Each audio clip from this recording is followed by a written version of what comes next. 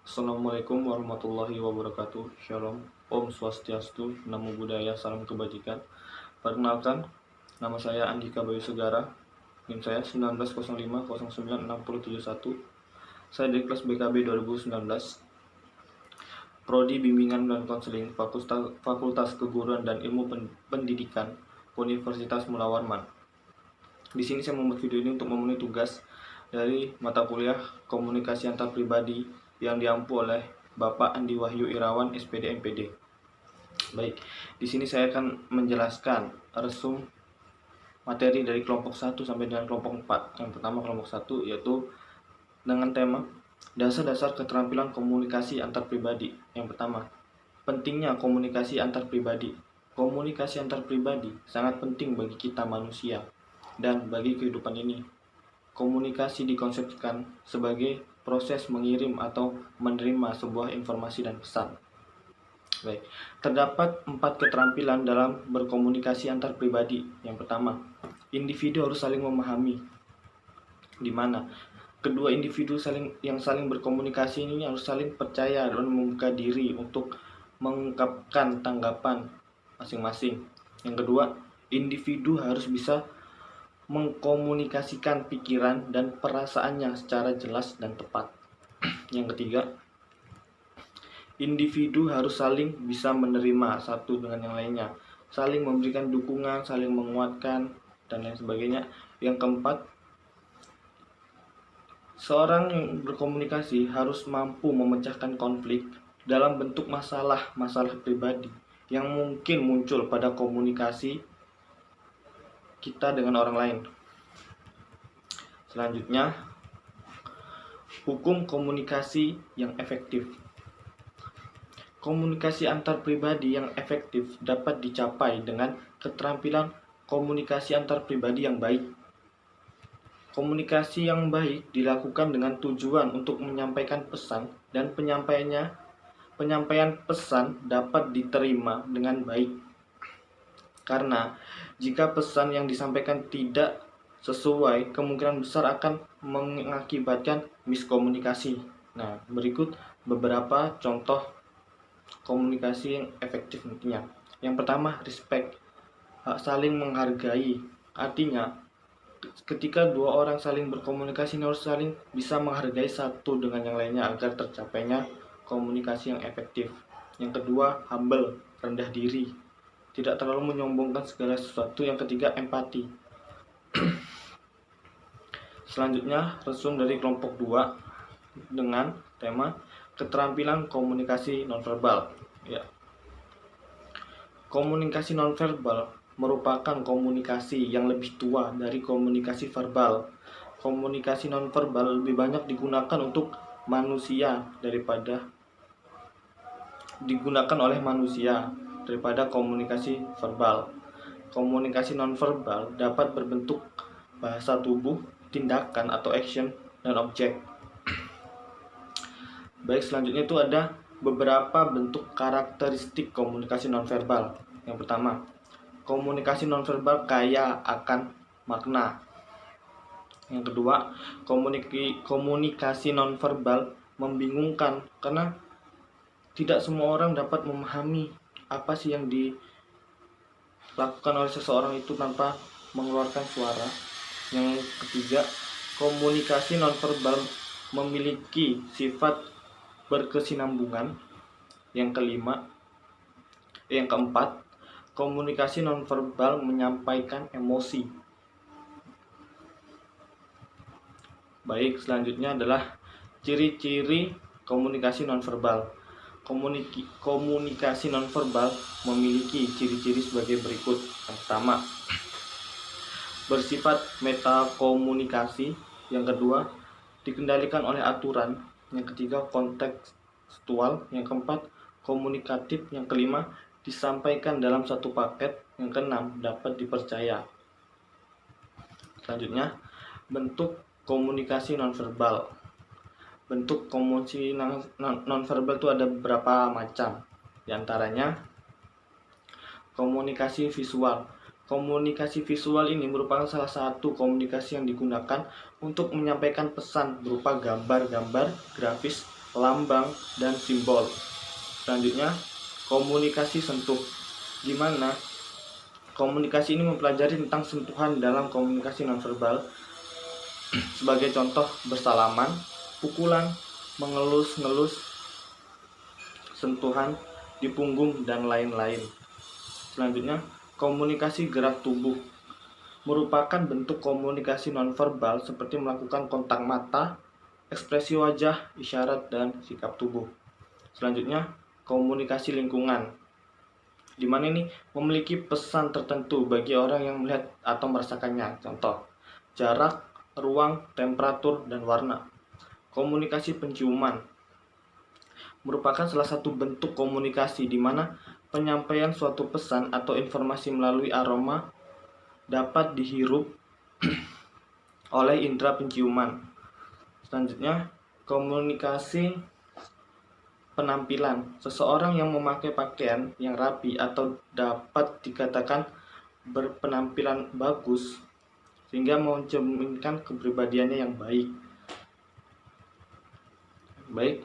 Selanjutnya, komunikasi nonverbal ini tidak terencana atau kurang struktur, namun komunikasi nonverbal memiliki pengaruh yang lebih besar dari komunikasi verbal. Lanjut untuk kelompok 3, yaitu urgensi komunikasi nonverbal dalam konseling. Komunikasi nonverbal adalah pesan atau informasi yang tidak disampaikan secara lisan maupun tertulis. Komunikasi nonverbal biasanya ini diungkapkan melalui kategori benda, gerakan tubuh, sinyal, dan lain sebagainya.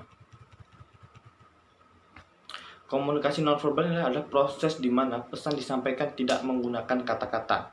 Nah, ini contoh beberapa isyarat komunikasi nonverbal yang sering kita lihat di lingkungan kita sehari-hari. Yang pertama, membelakangkan mata. Itu mempunyai makna marah, terkejut. Yang kedua, muka merah. Nah, biasanya kalau muka merah ini menandakan dia itu sedang malu atau menahan amarahnya. Yang ketiga, dahi dikerutkan dan mata agak terpejam. Ini seperti menghadapi kesukaran. Terus yang kelima itu selanjutnya itu ada menggaruk kepala. Nah, ini biasanya itu terjadi dia karena kesal atau menahan marah juga bisa jadi.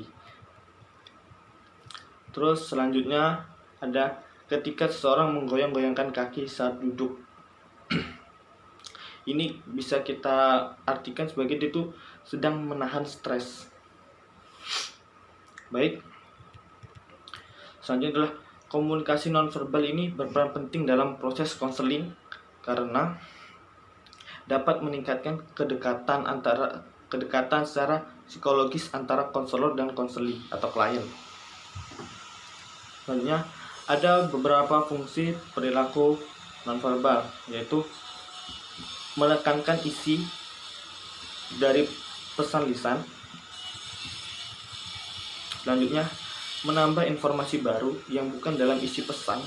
Selanjutnya, menguji suatu kebisuan verbal.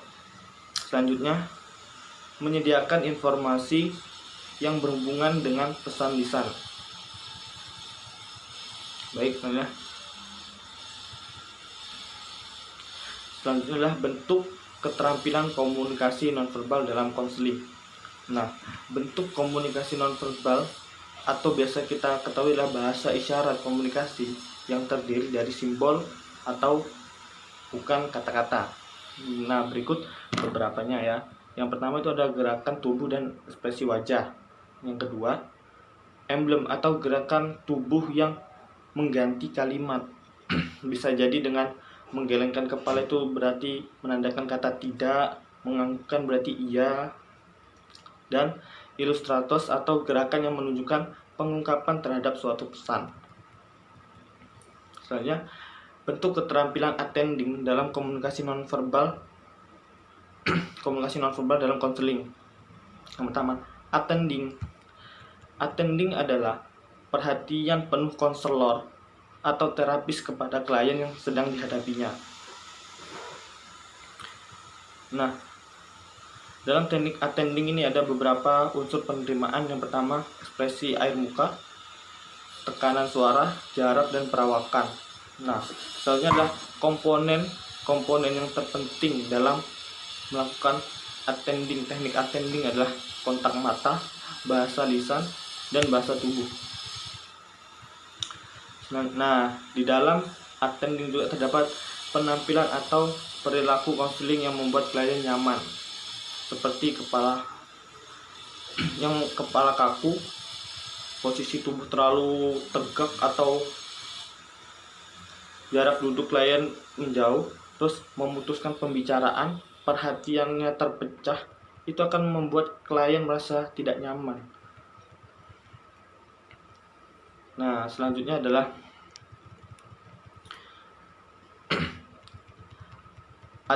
definisi teknik acceptance atau penerimaan, di mana ini adalah teknik ini adalah untuk mengungkapkan atau keterampilan yang digunakan konselor untuk menunjukkan minat dan pemahaman terhadap hal-hal yang dikemukakan klien sehingga klien tertarik dengan topik yang dibahas oleh konselor dan klien. Tujuan dari teknik penerimaan ini adalah menunjukkan kedekatan daripada sikap dan menunjukkan tingkat keterbukaan dan ketulusan hati seorang konselor kepada klien. Yang kedua, klien merasa dihargai dan diterima keberadaannya. Kita lanjut ke kelompok 4 sekarang, yaitu bertanya atau question. Bertanya yang merupakan salah satu bentuk keterampilan dalam konseling adalah menolong seseorang untuk melakukan suatu wawancara yang dinamika. Hal ini berfungsi untuk membantu klien atau konseli untuk memperjelas suatu isu atau masalah yang sedang dihadapinya, sehingga konselor dapat membantu mengungkapkan masalah yang sedang dialami klien. Untuk ada beberapa model jenis pertanyaan yang biasa dilakukan oleh seorang konselor. Yang pertama adalah open question atau pertanyaan terbuka. Ini merupakan model pertanyaan yang memerlukan suatu jawaban atas pertanyaan yang jawabannya termasuk relatif panjang. Terus selanjutnya closed question atau pertanyaan tertutup. Nah, model pertanyaan ini tuh untuk menuntut jawaban atau respon yang relatif terbatas dan singkat karena alternatif jawabannya sudah tersedia sehingga klien hanya memilih saja. Yang selanjutnya adalah double question atau pertanyaan ganda. Model pertanyaan ini juga sering digunakan dalam proses layanan konseling adalah pertanyaan ganda. Yang selanjutnya bombardier question atau pertanyaan bombardier, di mana dalam melakukan wawancara konselor biasanya memberikan terus pertanyaan-pertanyaan kepada klien untuk agar klien mau mengungkapkan apa sih yang sedang dialaminya. Terus yang selanjutnya ada keterampilan mengarahkan atau direction. Ini adalah kemampuan konselor mengajak dan mengarahkan klien untuk berpartisipasi secara penuh dalam proses konseling. Terus selanjutnya itu adalah keterampilan mengajukan pertanyaan di awal pertemuan. Pertanyaan di awal pertemuan yaitu pertanyaan pendahuluan yang dimaksudkan untuk menghubungkan komunikasi yang telah lalu dengan pengetahuan yang baru. Nah, selanjutnya keterampilan pembicaraan topik netral, di mana pada keterampilan pembicaraan topik netral ini adalah keterampilan pembicaraan topik netral merupakan keterampilan yang dimiliki konselor untuk memberikan pertanyaan-pertanyaan yang secara topiknya, secara menyeluruhnya. Baik, itu saja penyampaian materi resum dari saya. Kurang lebihnya saya mohon maaf. Wabillahi wal taufiq wal hidayah. Wassalamualaikum warahmatullahi wabarakatuh.